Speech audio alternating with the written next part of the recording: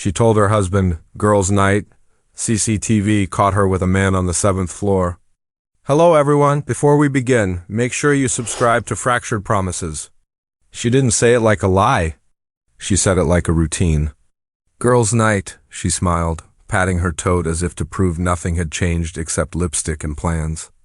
I was halfway between nodding and standing when something tiny, almost disrespectfully small, scratched at my certainty. The bag didn't make its usual soft clatter. The makeup pouch that lives inside it, the one that knocks against her keys every time she swings the strap, wasn't there. I told myself not to be the man who reads weather from a single cloud. I told myself not to turn a marriage into a surveillance feed inside my own head. But the cloud didn't drift. It sat. She'd already done the pre-work that puts girls' night beyond interrogation, sent a photo to our family chat earlier of 3 wine glasses and a glittery backdrop, tossed out a quick "love you" while slipping on the denim jacket she reserves for casual absolution, even preempted the future with, "Don't wait up. I'll be late." People say they want trust. What they really want is the right phrasing to protect their night from questions. And yet, the tiny missing sound kept ringing. You don't notice rhythms until they stop. The last few weeks had grown a new rhythm. I pretended not to hear notifications flip to silent when she was home. Face down charging, laughs that stayed in her throat instead of reaching the room, and a sudden obsession with going out on Fridays she'd once saved for us. You can explain any one of those changes. You can't explain them all and keep your story easy. So I did what I promised myself I would do the day we exchanged vows. I chose calm over performance. I kissed her cheek, held the door as if my hands weren't measuring the weight of a toad I knew too well, and said the line you say when you're either a fool or patient. "Have fun. Text if you need me." She grinned, thanked me for being stable, the way people thank lampposts for not falling over, and walked out with the kind of confidence that expects the world to arrange itself around a caption. The apartment caught the door sigh and gave it back to me. There are nights when solitude tastes like peace. This one tasted like a sentence waiting for its proof. I tried to give the night the benefit of its doubt. I cooked what she likes. I slid her favorite mug to the back of the rack as if reserving a table. I watched a show we were supposed to watch together and paused it because some memories don't survive split screen. Then habit did what habit does. It looked for a shape to fit in. My phone flashed our family chat again. Hearts under her earlier photo, compliments about the backdrop, a cousin asking which bar. She didn't answer. "It's nothing," I told myself. And yet my mind wouldn't stop doing math a marriage never asked me to do. Who took the picture if all the girls are in it? Why the caption avoided a place name? How the same denim jacket looked brand new in that shot despite a scratch near the cuff I'd noticed last week. Skepticism is a clumsy thing. It wants to storm the stage. Restraint is precise. It steps back and watches the scene choose its own conclusion. I texted once, "Get home safe," and put the phone down without waiting for read receipts, like a man who trusts the road he can't see. But trust isn't blindness. It's choosing not to grab the wheel before you have to. I cleaned the counter we always forget to wipe, straightened the 2 chipped mugs we bought before we had matching plates, and reminded myself that suspicion is not evidence and loneliness is not a warrant. Still, the missing clatter of a makeup pouch kept replaying, stupid as a jingle. You learn over years which details are noise and which ones are early alarms disguised as manners. Maybe I was wrong. Maybe she was right about me stable to the point of boring. The kind of person who turns hurt into projects and projects into quiet rooms where the clock wins. But there's a difference between boring and balanced, and I intended to keep it.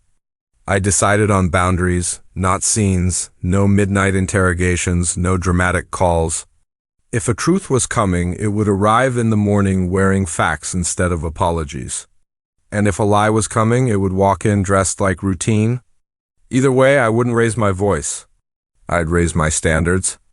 That was the promise. No theatrics. No guessing games, just a simple rule I wish someone had tattooed on my wedding ring: words get you through the door. Proof keeps you in the room. I wasn't hunting proof. I was buying myself an alibi from my own imagination. Close to midnight, I took the trash and recycling down because chores are the only arguments that never shout back.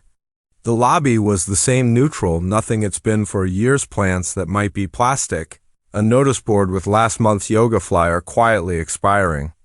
I pressed the call button and waited for the elevator to crawl down like a thought you don't want to have. When the doors parted, I stepped to the side to let whoever was inside exit first. That old courtesy you learn from hallways and parents. No one came out. Instead, two silhouettes slid in from the glass vestibule, her first, then a taller figure in a cap. I didn't see faces. I didn't need to. I know the shape of her jaw when she's done pretending to be tired. I know the way her shoulder relaxes when she's decided to be somewhere, not on the way to it. She didn't notice me, not with the pillar shadow and my head turned toward the trash room door like I was reading the fine print on a broom. The man leaned in to press a button. The panel blinked and cast a small bronze light across his wrist. She touched that wrist, not a grab, not an accident, the kind of contact that says, I can move you 2 inches without anyone calling it what it is. The floor number they chose wasn't ours. It never has been. It was the floor where our neighbor with the friendly dog lives. The one who asked last week if she could borrow a guest fob, just in case a package shows up while you're at work. I said yes because the world works better that way. Because the words just in case run this building like plumbing. As the doors began to close, I registered 2 details that didn't ask permission to register, the jacket on the Mantan bomber. Black seam across the shoulder that I'd seen in a LinkedIn photo when my wife insisted on showing me who got promoted at her office and her left hand. Bare where a ring used to live, a faint pale band around the finger like a witness too scared to testify. She lifted that hand to tuck hair behind her ear, a movement so ordinary it belongs to everybody. And that was the cruelty of it. How easily ordinary can shelter an intention. The doors slid shut with the kind of finality elevators are paid to perform. Somewhere above me, machinery fulfilled a request I hadn't made, and I stood with a tied bag of recycling in one hand and a stack of questions in the other, choosing not to run after anything. I didn't clear my throat. I didn't step forward. I didn't say her name like a summons. I let the machinery do what it does because people tell the truth differently when a machine proves it later. I dumped the trash, washed my hands at the lobby sink, and took the stairs up instead of waiting for the next car. Stairs give you time to decide what you want to be when the elevator catches up to your life.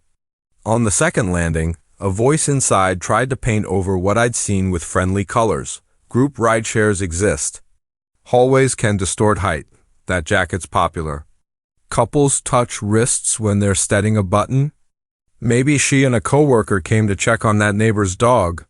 Maybe this is the kind of scene you'll inflate until it floats you out of your own marriage. Another voice said the opposite. You don't need faces for a story, you need patterns. You already heard the absence of a makeup pouch in a tote that has never traveled light. You already watched a recycled photo warm up the crowd hours before a night that suddenly needs fewer details. You already learned the difference between trust me and confirm me. On the 4th landing, I made a promise that felt like standing at a whiteboard drawing a boundary instead of a plan. No ambush, no midnight interrogations, no theatrical caught you, because that's performative and performances can be rewritten. If this was the first chapter of a lie, I wanted it to end with punctuation, not shouting. At my door, I paused long enough to notice my heartbeat had chosen balance over thunder. I turned the lock and went inside. The apartment held the hush it had learned to live with. Her mug sat where I'd left it face up on the rack, a small invitation to normal that I wasn't ready to throw away. I plugged my phone into the charger and put it face down, not because I was pretending indifference, but because I wanted to be one person in this story who could wait for the page to turn without smudging the ink. The elevator has a way of telling secrets later. Buildings keep logs the way rivers keep silt. Tomorrow, if I needed to, I would ask the property manager about a package that never existed and watch him scroll a list that never learned to lie. For now, I did the only brave thing available to a person who refuses to make the truth uglier than it already is. I went to bed without an argument. I lay there with the ceiling saying nothing back to me, and I understood the difference between suspicion and evidence. The way you understand two keys that look the same until you try them in a lock. One turns a little and sticks. The other opens. I didn't need fireworks. I needed a hinge. And somewhere one floor above, a door that wasn't mine had either closed for the night or opened a ledger. Either way, courtesy still mattered to me, even if it no longer mattered in the elevator. I would let the machines speak when morning asked for their opinion. Until then, I would practice the sentence I plan to live by. I don't make scenes. I make timelines. Morning breaks without ceremony, and my phone greets it before I do. There's a new message waiting on the lock screen, her name, a sparkle emoji, a caption that reads, "We needed this," and a photo that does exactly what captions are hired to do, make you agree. 4 women shoulder to shoulder under a glittery backdrop, the kind that venues rent by the yard. Sequins, soft blur, the reliable geometry of friendship. She's centered, hair perfect, cheeks a little flushed in the way that sells joy at first glance. The timestamps stack politely. 8:12 p.m. for the photo's creation. 8:13 p.m. for her upload to the family chat. 8:14 p.m. for a cousin's "you both look 22 again." 8:15 p.m. for an aunt's "so happy you're out." None of it is suspicious. It's what a real night looks like when it behaves. I let myself agree out loud. Okay, and I mean it for a full minute. There's a bank notification too. A bar charge that matches the neighborhood we discussed for weeks. The place with twinkle lights and a menu that spells Caesar with an E because that's the currency of cool. The line item is tidy, split between 2 cards. Hers covers 2 drinks and a fries basket. Someone else picks up the sliders. If you want proof, this is the kind that passes a glance test. Real charges, real people, a public place. My half-finished suspicion tries to put its coat back on the hook and apologize for cluttering the entryway. I scroll up in our chat and see something I appreciate despite myself. She had texted me at 9:01 p.m., all good. Love you. It's boring and sweet at the same time. The exact cocktail marriages drink when they want to be hydrated rather than drunk. She even sent a second picture just before 10-2 wine glasses, clinked mitter with a neon sign in the background that probably said, "Cheers," because neon signs only know 5 words. My hand picks up the mug with our chipped handle and remembers the promise I made to myself: don't invent crimes when the receipts are behaving. The elevator scene becomes a riddle tucked inside a crossword. Solve the boxes and it might solve itself. I take it one notch further, not into ambush, just into clarity. I text her friend Katie, the reliable one who once watered our plants so well the basil learned to be a tree. "Hope you all had fun. Everyone home safe?" She replies fast. "So fun, rolled in early." "I'm useless today." I ask nothing more. I want the alibi to stand up without interrogation. I check her public story again. A boomerang of laughter with the same glitter wall. A geotag to a venue we've both been to, animated confetti doing its job. It's the kind of thing that tells a story so comfortably you forget stories are made of edits. And still, because I live in a world where numbers either line up or they don't, I browse the bar's tagged posts out of idle habit and see other people posting the same glitter wall last night. Meaning the backdrop existed, the moment existed, the city existed. My mind exhales. Even the rideshare receipt that arrives in her email, she forwards me all travel receipts automatically. We set that rule years ago to simplify reimbursements. Look standard, pick up near the venue, a drop in a zone that could plausibly be a late-night diner, or a friend's apartment where girls trade shoes and gossip about the shoes. My brain starts doing the domestic math I prefer: groceries, a light bulb for the hallway, the leak we need to email the landlord about. The previous night's elevator becomes a page marker in a novel that might not be about what I thought it was about. Suspicion is a lens that darkens the brightness of ordinary. Remove it, and color returns with a small apology. I tell myself a story that I like more. She came home with someone from the group. Because women do that safety in pairs, or she checked on our neighbor's dog. Because good people check on each other's living things. Maybe the guy in the cap was a boyfriend of a friend and the wrist touch was navigational, not narrative. There are so many ways to be wrong politely. I decide, for the span of a coffee and a shower, to pick the kindest one. I text her again. You still sleeping? I'm grabbing pastries. Want anything? When there's no answer, I leave my phone on the counter and do the most honest thing a person can do with a doubt that wants to eat their day. I go buy pastries and let the morning be a morning.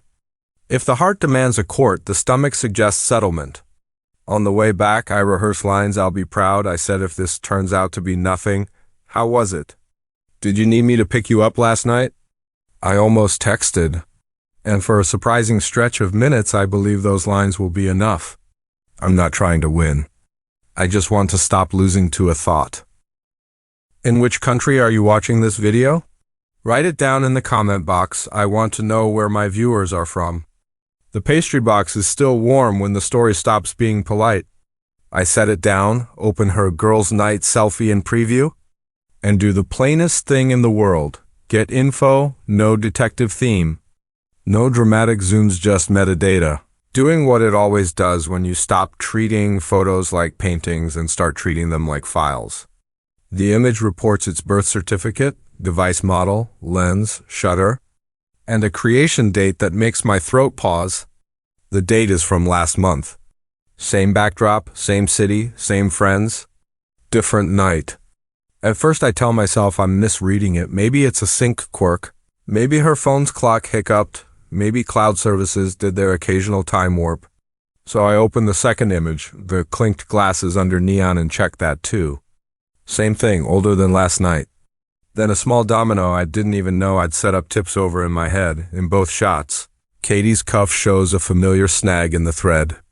I remember because I paid for that cardigan when we all went thrift hunting and she swore she'd fix it. It wasn't fixed in the last night photos. I scroll Katie's public feed and find the same glitter wall, same sign, same snag from last month's birthday. My chest doesn't clench. It organizes. This is what lying looks like when it borrows from its own archive. I stop arguing with possibilities and start stacking facts. Her bar charge is real, yes, but a shared tab proves company, not identity. The rideshare receipt in our shared mailbox shows a pickup near the venue and a drop. And here's where the map makes a decision for me. It doesn't end at a diner or a friend's block. It ends at our building's side entrance, the one that riders prefer because the pin sits cleaner there. The route line doesn't care about captions. It cares about coordinates.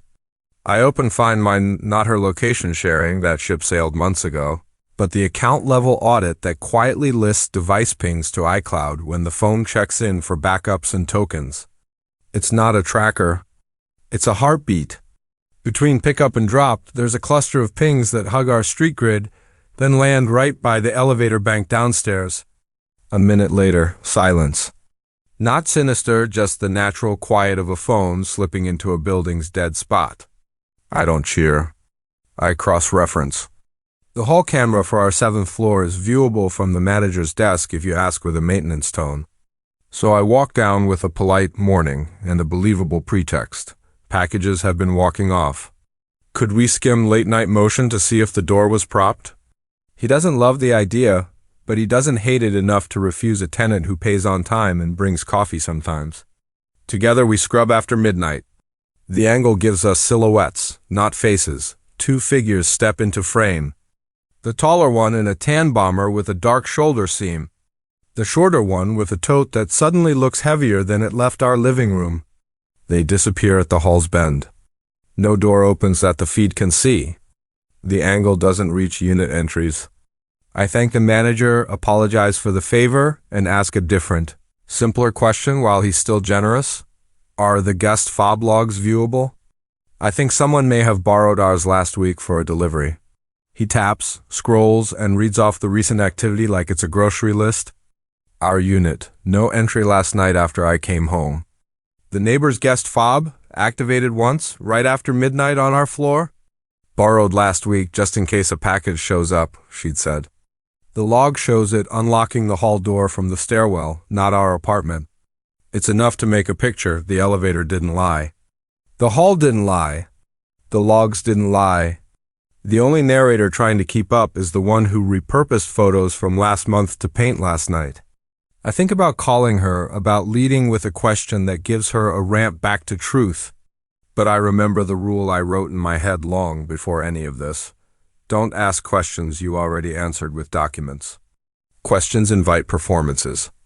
Documents invite conclusions. I go back upstairs and let the box of pastries be a prop for normalcy while I build a timeline that no one has to raise their voice to understand.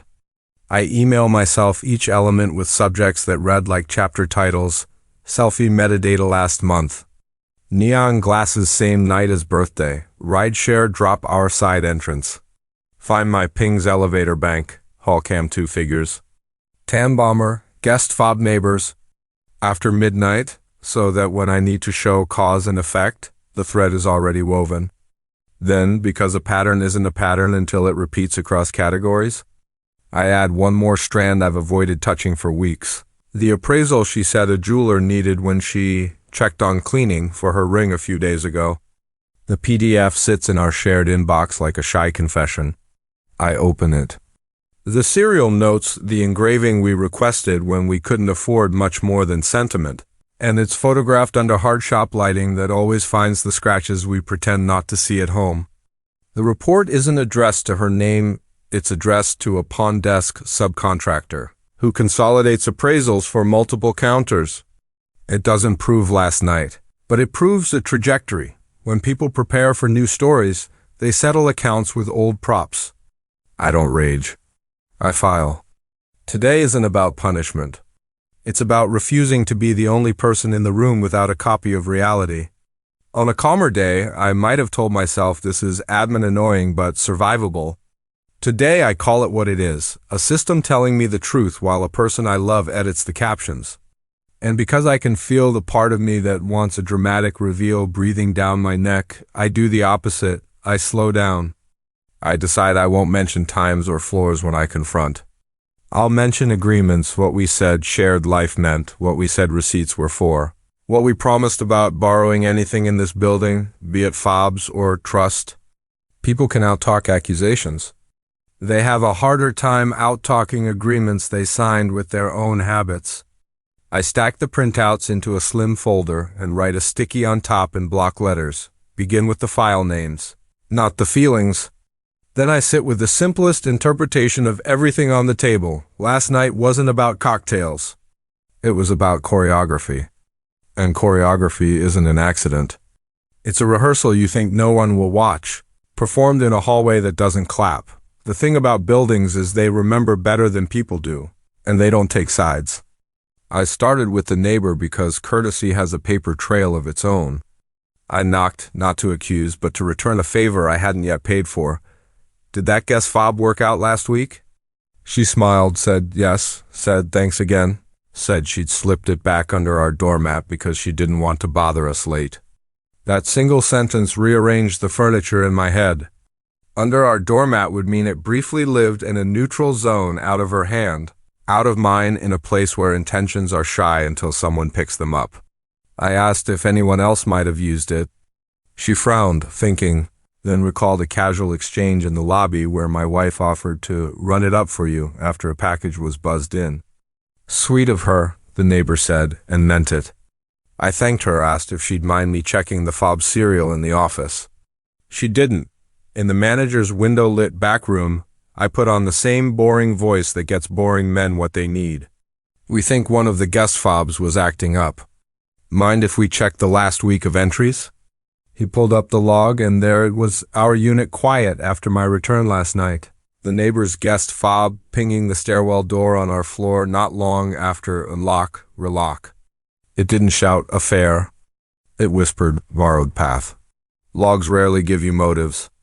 They draw borders.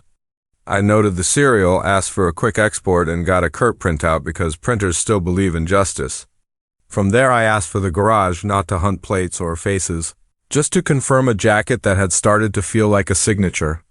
The pillar cam by the corner mirror is a safety cam, angled low to catch bumpers, not romance. It caught something anyway, that tan bomber with the dark shoulder seam, walking in from the side gate with a paper bag and the adjusted gait people have when they're half late, half invited. A cleaner image would have felt like sport. This felt like inventory item on shelf, shelf in aisle, aisle in store. I took the still not because it proved anything alone, but because it interrogated the alibi with a look that didn't blink. Back upstairs, I opened the folder again and started thinking like a lease. Not a lover. Access is either authorized or it isn't. Shared devices either disclose or they don't. Borrowed privileges either come home or they wander. If the hall camera stopped short of doorways, then doorways would need to speak for themselves. I emailed the manager to ask whether the door readers captured failed attempts, those little denials that happen when a card meets a lock it can't justify. He replied with a screenshot and 2 sentences. Yes, the system records denials. No, last night showed none on our door after I entered, which meant she never tried our lock with her fob. The borrowed path wasn't a backup. It was the plan. I didn't chase faces. I chased agreements. Our building's policy says guest fobs are for short-term access to your own unit or shared amenities, not blank checks for private hallways and never for handoffs without notification. We'd initialed that clause on a Tuesday, we can't remember, but the system remembered our initials for us. That matters because once you bring policy into the room, stories that hinge on "it was nothing" start tripping over rules they signed long before there was anything to hide. I made 2 calls the way a calm person tightens bolts. First, to the office, to remove her fob privileges on our unit until we sorted what guest meant in a home where the door had been teaching me the wrong definitions. Second, to the neighbor, to apologize on our behalf for the fob scenic route and to promise a new set of batteries and a coffee card for the trouble. It's easier to breathe when you pay what you owe to the people who didn't ask to be in your story. Then I turned to the workplace layer because patterns love to spill across environments. On her desk at home, there's a company-branded notebook she treats like a diary with bullets. Last week I'd seen a doodle of a brand campaign and the name of the man who'd been promoted same uncommon. Last name is the LinkedIn jacket. I don't read private pages. I don't need to. Companies leave public footprints. A 2-minute search of press releases and team photos produced exactly the line I knew was coming. His promotion. Her team under the same umbrella? A candid where he was wearing, of course, the tan seam-shouldered Boma he likes because it reads creative director without saying midlife purchase. I didn't print that. This isn't court, and it's not fair to try to put people on trial in channels they never agreed to. I just underlined something in my head. Access to buildings, to teams, to people had been borrowed all month. In small ways you don't argue with because they look like favors. Favors that become shortcuts. Shortcuts that become routes. Routes that pretend to be roads everyone drives. I looked at the folder and realized what I had was not a stack of gotchas, but a map. And maps are nice because they don't ask you to raise your voice. They ask you to choose a direction. My direction wouldn't be a scene or a script where I catch anyone under fluorescent lights. It would be what I wish someone had taught me younger. When a person's story tries to outrun the systems they signed up for, you don't sprint after them. You stand still and let the systems catch up. That means leases and logs and money always money. It meant closing the joint card so receipts could stop being a communal fog and start being personal weather reports. It meant scheduling a meeting in a neutral room where the words guest, borrowed, and ours had to sit next to policy, permission, and consequence without flinching. And it meant one deliberate choice about tone. I would not ask, who is he? Or why did you? Those questions are theaters. I would ask the only ones that convert drama into action. What part of this is yours? What part of this is mine? What part belongs to the building, the bank, the neighbor, and the truth? When answers land in the right bins, the rest becomes paperwork. And in a life that's been choking on performance, paperwork felt like oxygen. Some lies arrive with fireworks. The one that ended my doubt arrived as a PDF. I'd skimmed the jeweler's appraisal once already, telling myself it was routine cleaning, valuation. The kind of housekeeping marriages do for sentiment they can't afford to replace. But the letterhead I'd ignored before wasn't a boutique logo. It was a consolidator's desk that services pawn counters across the city. The appraisal language was the giveaway. Not valuation for insurance, but intake verification with fields for counter, lot, and release. The accompanying photo was brutal in the way truth is when light stops being kind. Our ring small stone, nick at 4 o'clock on the band from the time it slipped against a toolbox held under a lens that sees everything. And then the line that didn't know how to lie even if it wanted to, engraving. A plus-E anyhow. We picked that word when forever felt like tempting fate. Anyhow was our joke, our loophole, our stubbornness. No one could have guessed it. You don't fake a private word that's specific without being inside the marriage you're draining. The PDF had timestamps, clerk ID, a location code that mapped to a chain on the south side. I didn't need to guess if the counter had cameras. Every counter with glass has cameras. The manager in that strip board, efficient, and not remotely interested in my feelings, confirmed they keep transaction stills for verification disputes. I asked for one still with a simple sentence, "That engraving is ours. I need to know who put it under your light." He didn't hand me drama. He emailed me a crop of the counter from the waist down policy limits. He said, where the ring lay on the felt and 2 hands bracketed the tray. Her hands. She has a tiny scar near the base of her thumb from when she tried to slice a tag without a cutting board. You don't forget the little injuries you bandaged yourself. The scar sat where I left it, right next to our anyhow. Nothing about that still said cheating. Everything in it said pattern. Sell the proof of love to fund the proof of somewhere else. I forwarded that still to myself with a subject line I knew would put me back together. If I started to come apart, not a suspicion, an action. Then I sat with the quiet kind of anger, the kind that doesn't need volume because it has documents. I thought about the borrowed fob, the recycled photo, the tan bomber that kept appearing like a watermark, and the elevator choosing 7 as if 7 had ever belonged to us. None of those frames alone sealed anything. Together they stopped arguing and started describing. If this were a courtroom, the reasonable doubt speech would stall on engraving. You can debate silhouettes. You can't debate a word only 2 people picked on a Tuesday when they were broke and happy. That's when the shape of the conversation I needed to have changed. I wasn't preparing to ask, why did you do this to me? Because that question is bottomless and bad for breathing. I was preparing to ask, what are we going to do about what you did? Because that question has a floor, a ceiling, and doors you can see from here. I built the smallest, cleanest folder I could live with. 5 items. No commentary. 1. Guest fob, log. 2. 7th floor hall still. 3. Rideshare route to our side entrance. 4. Metadata screenshots showing the girls' night photos were from last month. And 5. The appraisal plus counter still with our engraving. On top, I placed a page with 3 headings. Yours, mine, ours. Under yours, I wrote, disclosure. Therapy, no contact with him, return of ring, or repayment amount. Consent to shared financial clarity, read-only access. Apology to neighbor for fob misuse. Under mine, I wrote, no public shaming. No posting, no family broadcast, 30-day grace for move logistics if needed. Willingness to attend counseling if conditions are met. Under ours, I wrote temporary separation of accounts. Boundaries for time location, a written agreement we both sign with a third party, so we stop treating vows like captions. This wasn't magnanimity. It was architecture, the only thing that keeps a roof up after a beam snaps. If she wanted conditional forgiveness, then the conditions needed to fit inside sentences a sober person could carry to Tuesday without dropping. Before I closed the folder, I added one line I never thought I'd need to write. No more anyhow unless we both mean it. That was for me, not for leverage. I'm not interested in wins that feel like trophies. I'm interested in terms that feel like foundations. Then I rehearsed the shortest conversation I could engineer. I would show her the 5 pages and say, I'm not here to perform pain. I'm here to protect the life that's still protectable.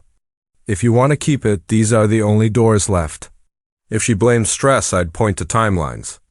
If she called me controlling, I'd point to policies we signed. If she cried, I'd hand her water and stay on the page labeled ours, because tears don't renegotiate documents. And if she asked for mercy with no structure, I'd say the only sentence I still trusted in my own mouth. Love without evidence is a story.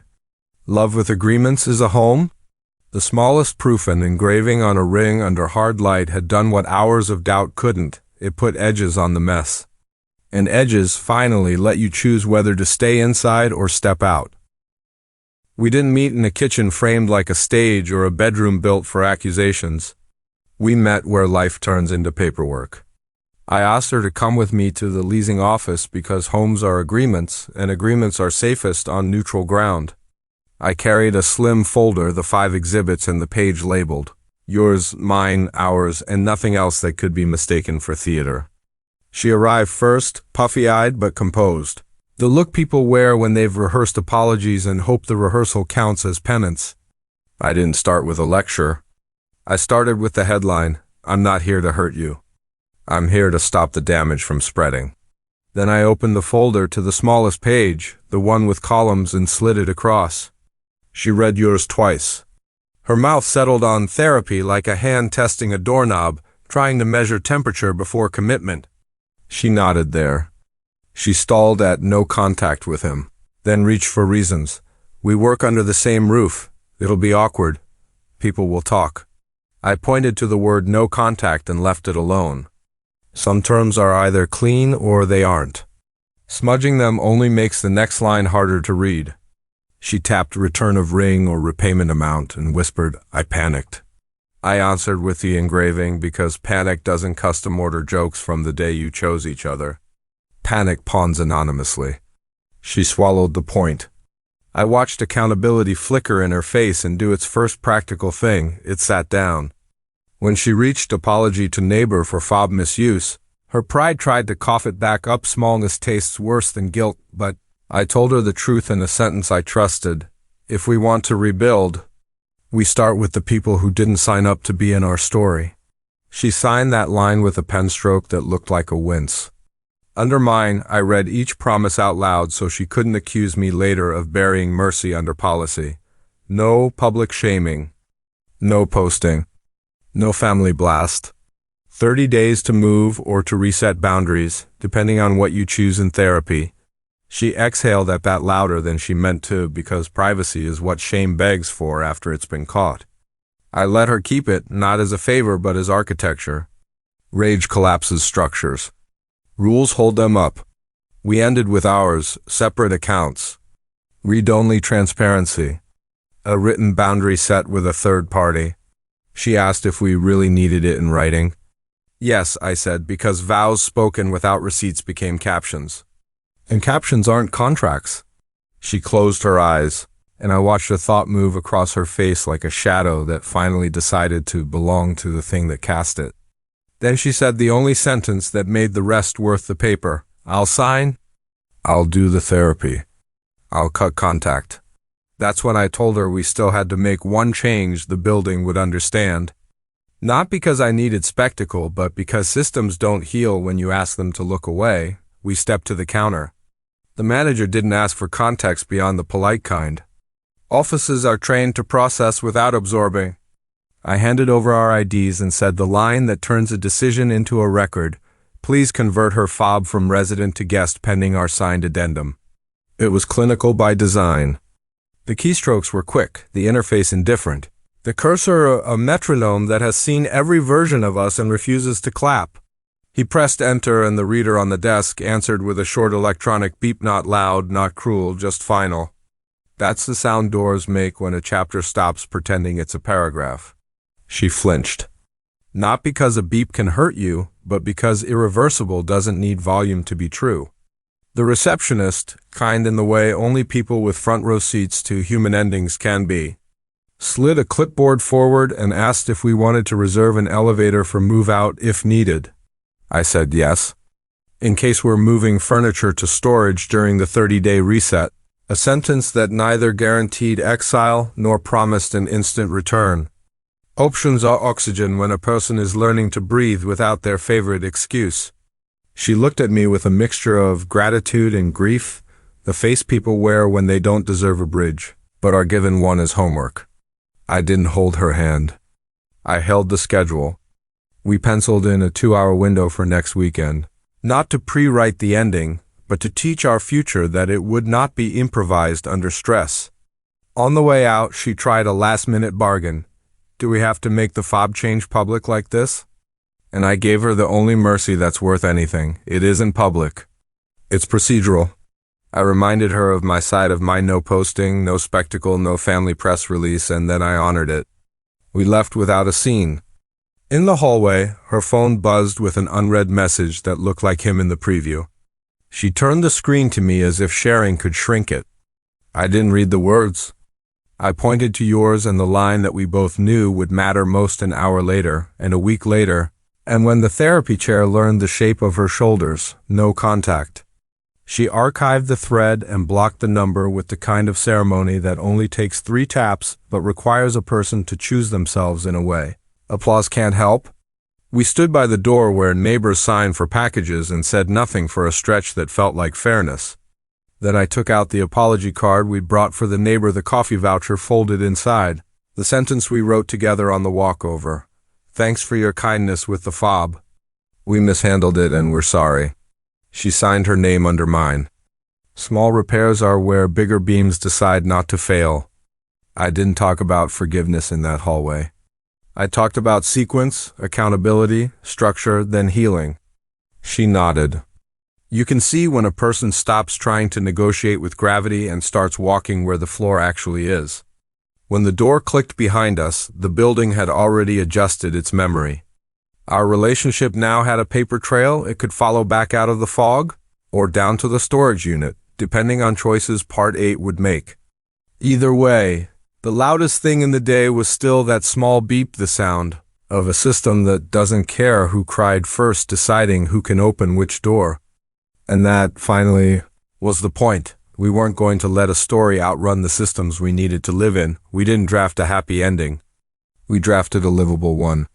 The folder that had felt like a verdict turned into a blueprint. The moment she chose to read it out loud instead of defending herself between the lines. That was the first measurable change. She stopped performing feelings and started acknowledging facts. She didn't say if about the ring anymore. She said I did, and then asked for the pawn desk's hours because returning what could be returned was the only respectful way to start paying a bill that didn't take cash. I didn't offer absolution. I offered sequence. First, she would email the neighbor a proper apology for the fob copied to the office so the building's memory could heal where it was bent.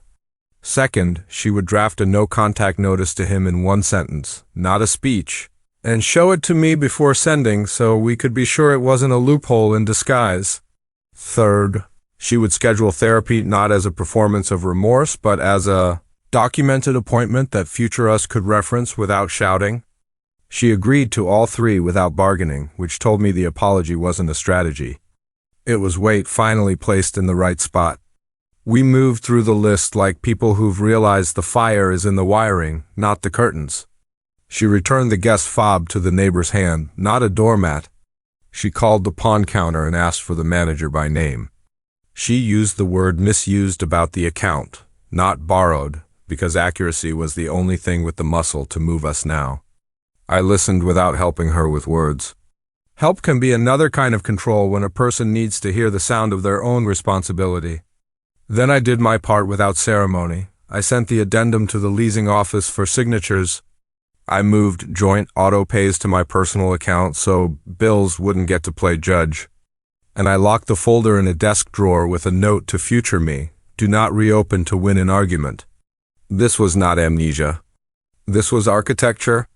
We agreed to 30 days of structured distance under 1 roof door policies, schedules. The kind of polite logistics offices write and couples avoid because if we couldn't be decent in a hallway, we weren't ready to be vulnerable in a room. We set a rule we could actually keep: no postmortems after 8 p.m., no forensics during meals, no prove-it tests dressed up as small talk. Proof had already done its job. It was time to let agreements do theirs. She printed her therapy calendar and taped it inside a kitchen cabinet where only we'd see it. I printed my own a meeting with a counselor for spouses who don't want to become detectives because conditional forgiveness isn't a performance of sainthood. It's a practice of not letting injury choose your personality. When she asked if we could ever be the same, I told her I hope not. The same as how we got here. The best I could wish for was honest, not perfect. Not euphoric, just honest enough that neither of us would need captions to survive our own story. The days that followed learned to be quiet for reasons that weren't fear. She returned the ring, or rather, she returned the money, because sometimes the object won't come back and insisting on it becomes another way to stay stuck. She put the receipt in the hours section of the folder and didn't ask for praise. I saw the no contact email to him, 11 words, a period, no plea, no parting softness, and I watched the thread go gray in front of me, so my mind wouldn't have to invent futures it had no business visiting. She attended therapy without sending screenshots from the waiting room. I attended mine without building a better argument. We started writing household notes like a team that respects the field, who's taking the early slot with the laundry room, who's ordering the filters, who's dropping the envelope at the office with our signed boundary addendum so the building that caught us could also hold us while we tried. There were no promises we didn't have the right to make.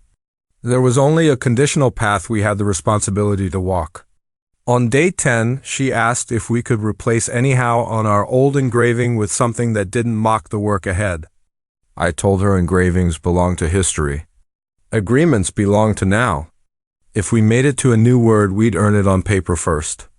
On day 16, I found a note beside the 2 chipped mugs, fragile, written in her hand. Same letters we'd slapped on moving boxes, followed by a single sentence. I don't want to be handled. I want to be responsible. I didn't keep the note as a trophy. I replied with a simple chore list and a line at the bottom. We'll measure change by calendars and conduct. Not comfort. Conditional forgiveness needed that kind of ruler, or it would dissolve into nostalgia the first time pain wanted to play lawyer. So we kept measuring. She sat with the counselor who doesn't sell shortcuts. I sat with mine who refuses to turn clarity into cruelty. We practiced reporting, not rehearsing. Decisions, not declarations. And when the 30-day window reached its last week, we met 2 chairs, 1 table, the folder on top. The building's signed addendum filed behind us like a spine, and we chose a next step that wasn't cinematic. Extend the structure and move 1 box to storage. Not as exile, but as proof we could act without an audience. Maybe we would rebuild. Maybe we would exit with dignity. Both outcomes required the same muscle. Keep the system stronger than the story. So here's the only question I have for anyone who finds themselves where we stood. When proof knocks softly, how loud should change be? Loud enough to register in the places that count: leases, calendars, bank accounts, inboxes, and quiet enough that dignity can stay in the room. Because at the end of all this, forgiveness wasn't a feeling we granted. It was a framework we signed. And for now, that's enough to keep the elevator from deciding our future for us.